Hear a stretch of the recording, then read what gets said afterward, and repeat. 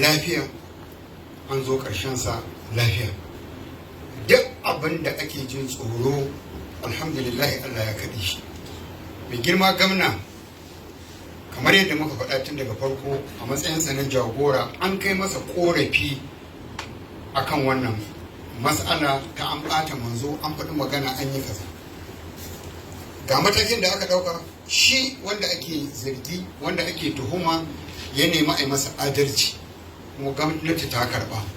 Alhamdulillah mutane sun ta faɗin magana da yawa. Gwamnati ba ta son ta yi, gwamnati tana ƙin yi, gwamnati ma ita kaza. Har daga waje an yi ta maganganu, waɗansu sun yi ta faɗin maganganu manya-manya, har an shigo da iyalinsa ciki, an shi ba abin da ba a yi ba.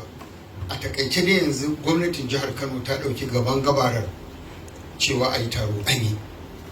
Don haka muna jinjina wannan nasara ta mai girma gwamnan jihar Kano ce, Dr. Abdullahi Umar Ganduje, Khadimul Islam.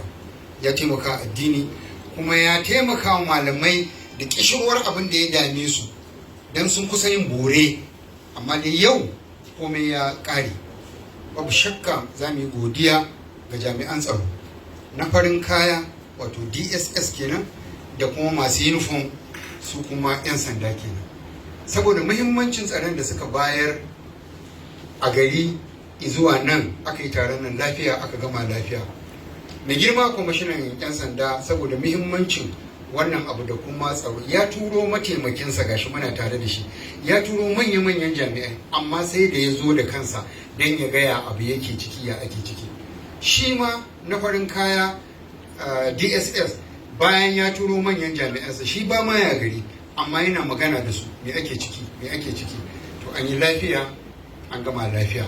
Yanzu abin da ya rage illa mutane sun ji abin da ya faru, za su yi hukunci, za su yi ɗauka me aka yi, me aka yi, me aka yi, an dai ji. Ya kuma rage gwamnati ita kuma ta ɗauki matakin da za ta ɗauka. Amma mun tabbata, kamar yadda mai girma gwamna ya faɗa, an gayyaci mana Abdul Jabbar ya zo nan gurin cikin aminci, kuma za a mayar da shi gida cikin aminci in Allah ya yarda. An gayyaci malaman nan cikin aminci, an ba ku mota kun taho, an ɗauko ku, za a mai da ku inda aka ɗauko ku cikin aminci. An gayyaci 'yan jaridu, su ma sun zo cikin aminci, za a koma cikin aminci. Muna fata Allah ya wannan taro albarka, Allah ya sa wannan abin da aka yi ya zama wato mabudi na toshe wata kafa ta fitina, musamman ga janibin jagora annabinmu sallallahu alaihi wasallam, wanda ya fi karfin a taba shi.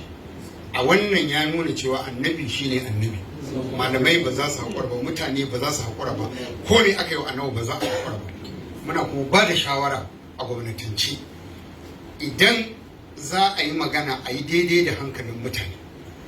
Mutanenka da kake magana da su, to ka yi magana daidai da hankalinsu. Kuma in abu ba zai amfanar ba, bai kamata a taho da shi ba. Da ɗan uwa Shak Malam Abdul Jabbar a ɗan uwa ne, ana tare, ƙani ne, ya tafi matafiyar malaman da suka gabata. Tun daga farko ake ta Buharin nan, ake ta Buharin nan, ake ta ko da distorted, ko da hadisai marasa kyau a ciki sun gani sun yi shiru tun daga zamaninsa har zuwa yanzu. Da yanzu ba mu shiga wannan matsalar ba, don fito da abu wanda yake a koye ma ko an yi shi ba shi da amfani. Muna fata ku malamai iya bakin rigingimu na addini suna da tsauri. Rigingimun da suke tsakaninku na Kadiriya, Tijjaniya, Izala, shi kansa Allah ya sa wannan taron da kuka yi, kuka haɗe kanku, ya zama wato wani mataki na a zauna lafiya. Ku iya harshen ku yadda za ku jawo hankalin al'umma mu gudu tare, mu tsira tare. Allah ba mu zama lafiya. Muna godiya a madadin mai girma gwamnan jihar Kano da gwamnatin jihar Kano. Muna godiya Shak Malam Abdul Jabbari da ya amsa wannan kira ya zo. Muna godiya ga kunzumin malaman Kano daga bangarori daban-daban da suka zo. Godiya ta musamman ga shi profesa da ya bar aikinsa ya kamo hanya ya taho. Muna godiya ga jami'an tsaro da suka zo. Allah ya tabbatar mana da alheri. Assalamu alaikum.